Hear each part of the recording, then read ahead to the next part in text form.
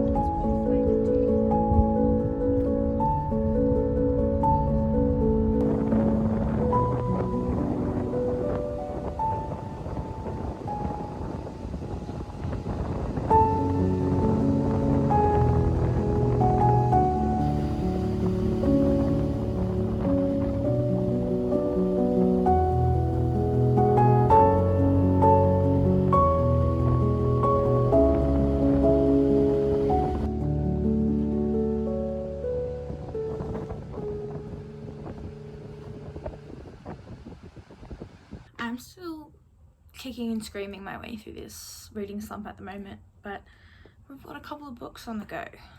But we have also just started back at work yesterday, so I'm going to be doing my very best to continue to do my hobbies while I'm working full-time. But it's hard to not just get home and go on my phone.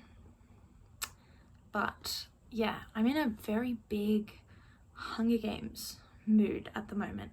I was thinking about rereading it at the end of last year, but I think I might have to try and do the series this year, because I think, like, I always forget, but it's one of my favorite series of all time. Has to be. It's just, no one loves it like I love it. When I got the Hunger Games Songs from District 12 and Beyond for my birthday or for Christmas, when I first read the books in like maybe 2015, changed my life, and I've just started listening to the soundtrack again. Why is it one of my top 4 soundtracks of all time? Not even soundtracks, top 4 albums of all time. It's just everything to me. Every song is so good. I think there's like one song on there that I don't like, and it's like the rap one, because I'm not much of a rap lover, but you know, it's okay. I'm sure it has its merits. But so instead of rereading the Hunger Games, we're rereading Red Rising by Pierce Brown. I think I started reading this. No, I didn't start reading this. I started thinking about reading this quite a few years ago, and I've only just picked it up. I'm not very far in, as you can see in my little gross little library tag. I'm not very far in, but it's getting good. I did accidentally water damage it too when we went to the beach and my water bottle leaked, but we're not going to tell the library.